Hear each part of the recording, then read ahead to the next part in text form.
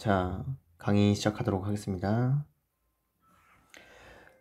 자, 먼저 여기 보면은 우리 생물이 자란다는 것은에 대해서 알아볼 건데요. 이 단원을 배우면은 무엇을 설명할 수 있느냐 보니까 세포 분열을 개체의 생장과 관련지어 설명할 수 있다.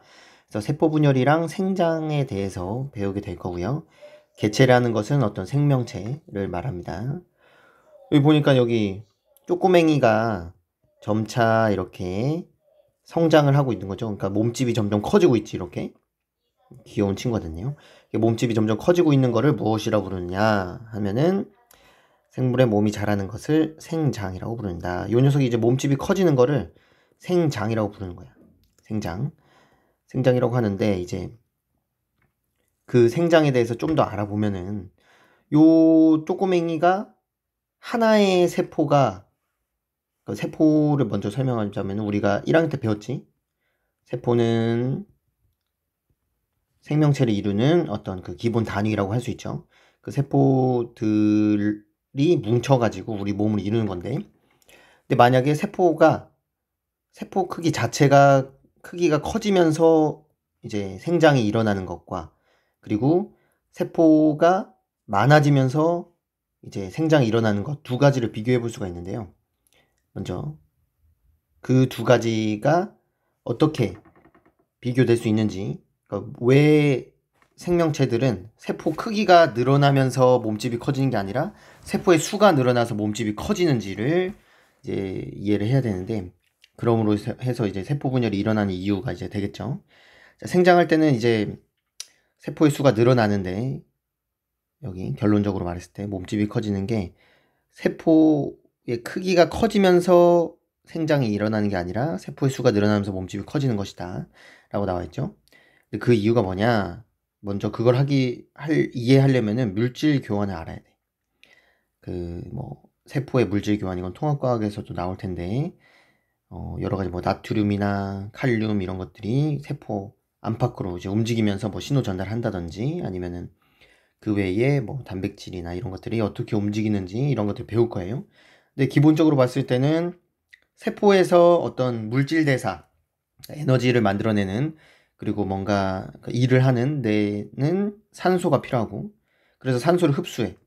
그리고 에너지원이 되는 영양소를 흡수해서 이제 얘랑 이제 만나가지고 에너지를 만들고 노폐물로 이산화탄소 그리고 다른 어떤 부산물들이 만들어지겠죠. 근데 이런 이산화탄소나 노폐물들은 세포 바깥으로 내보내야 되고, 영양소나 산소 같은 것들은 이제 세포 안으로 들어와야 되는 거야.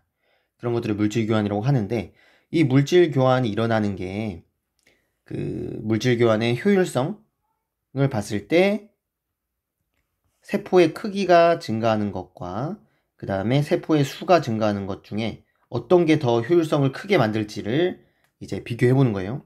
그거를 비교하기 위해서는, 이 효율성을 비교하려면은 우리가 표면적이라는 개념을 알아야 돼.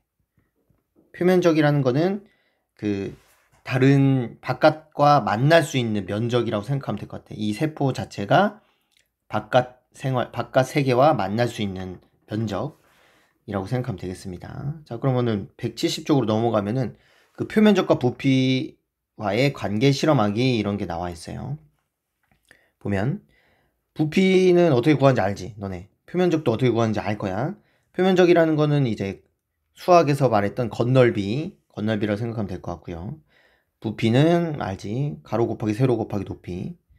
비교해보면은 A랑 B가 있어. A는 한 변의 길이가 2cm인 정육면체, 그리고 B는 이거를 8등분 한 거야. 그러니까 한 변의 길이가 1cm인 정육면체 8개로 한 거야. 그럼 부피 계산해보자. 부피 2 곱하기 2 곱하기 2 하면은 뭐니? 8이 되죠. 8세제곱센티미터. 그리고 얘는 한 변의 길이가 1이니까 이 녀석 하나 자체가 1 곱하기 1 곱하기 1 하니까 1세제곱센티미터지. 근데 몇 개 있어 얘가? 둘, 셋, 넷, 다, 여, 일곱, 여덟. 그래서 8개. 부피는 똑같아, 그지?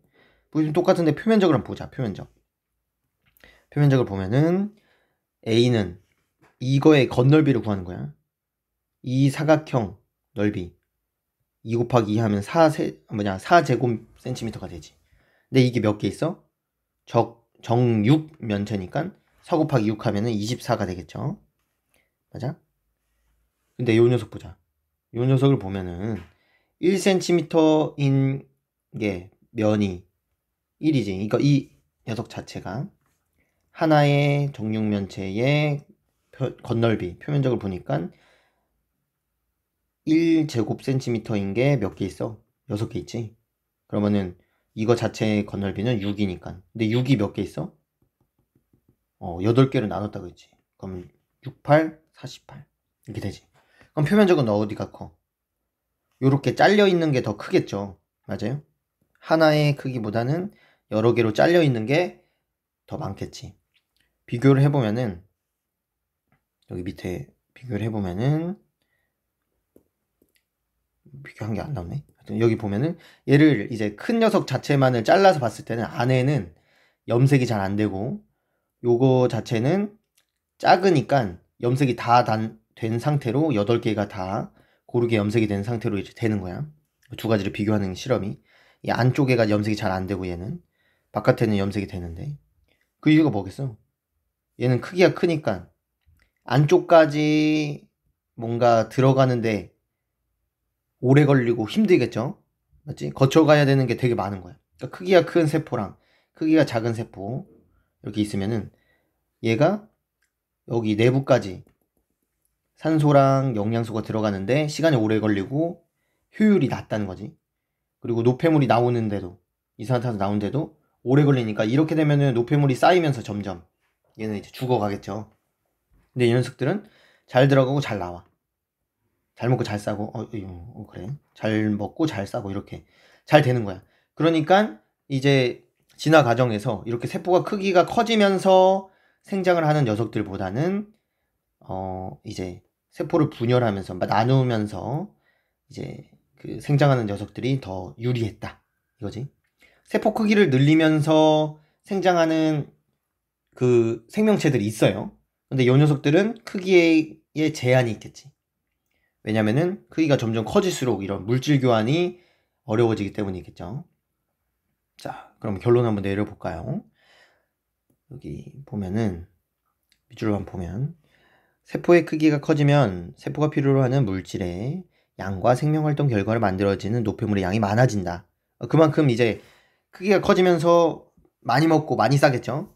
근데 이제 생장할 때 세포의 크기가 커지면 표면적이 증가하는 비율보다 부피가 증가하는 비율이 커져 물질을 충분히 흡수하거나 배출하기 어렵다. 아까 말한 거, 그러니까 이 말이 어려운데 크기가 점점 여기에서 점점 커지면서 생장하면은 물질 교환이 어렵다. 이게 잘 안 된다라고 생각하면 될 것 같아요. 알겠지?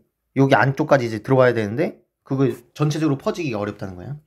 자, 그게 어려워서 따라서 생물이 자랄 때는 세포의 크기가 계속해서 커지는 대신 세포가 분열하여 세포의 수가 늘어남으로써 물질 교환이 효율적으로 일어날 수 있다. 이게 중요한 거겠지. 왜냐면은 코끼리랑 쥐는 크기가 엄청나게 크기가 차이나. 근데 세포의 크기는 별반 다르지 않다 이거야. 세포의 크기는 별반 다르지 않고 코끼리가 쥐보다 몸집이 큰 이유는 세포의 수가 그만큼 더 많기 때문이다. 그 이유는 물질 교환이 효율적으로 일어나기 위해서 세포가 분열하기 때문이다 라고 하는 거야. 세포가 하나에서 둘로 나누어진 거를 세포 분열이라고 합니다.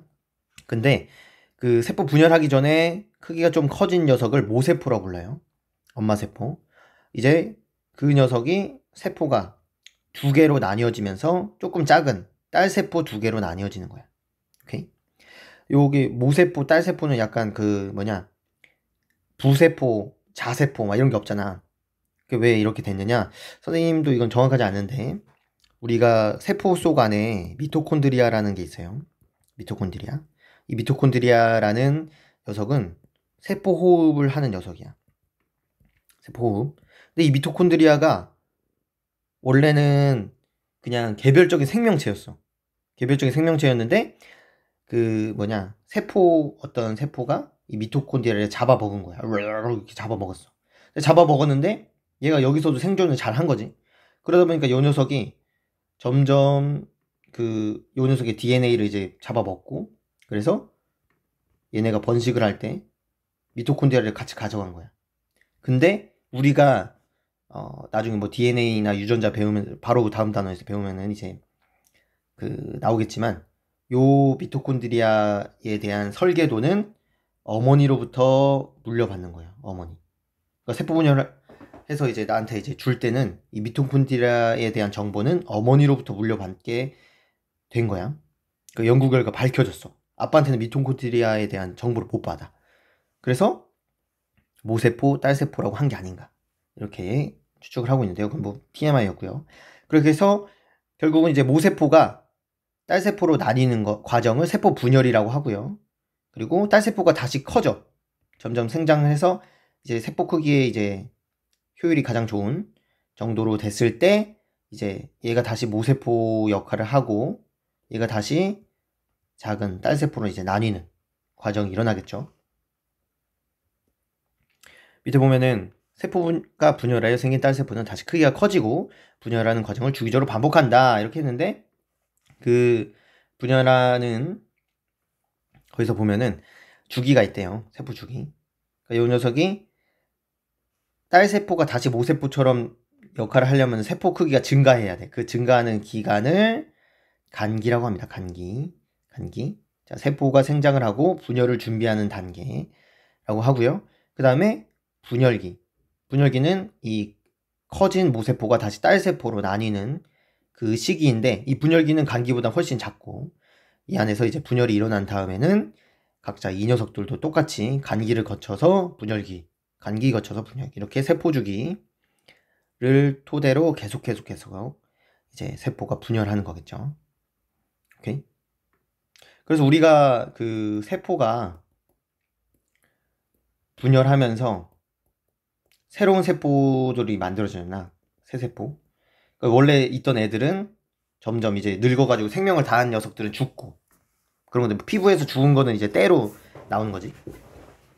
그런 거지. 근데 이제 그 새 세포가 만들어지는데 우리 몸을 이루는 세포가 모두가 전체적으로 다 새 걸로 이제 리모델링 되는 기간이 7년이래. 그러니까 우리가 7년 전에 우리는 새로운, 그러니까 다른 녀석이었어. 그러니까 전혀 없던 그 세포로 이제 체인지 되는 거지. 그러니까 7년마다 우리는 새 사람이 되는 거야.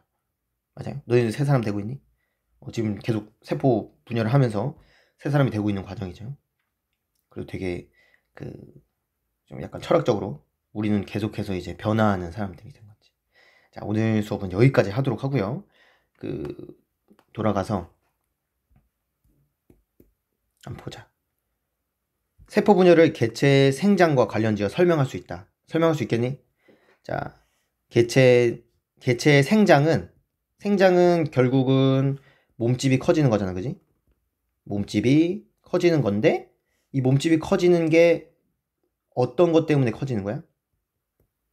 그렇지. 세포의 수가 늘어나기 때문에 몸집이 커지는 거죠.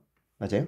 세포의 수가 늘어났는데 이 세포의 수가 늘어난다는 것은 무엇이냐? 세포의 크기가 점점 커져서 되는 게 아니라 결국은 세포가 분열하면서 수가 늘어나는 것을 의미한다라는 거.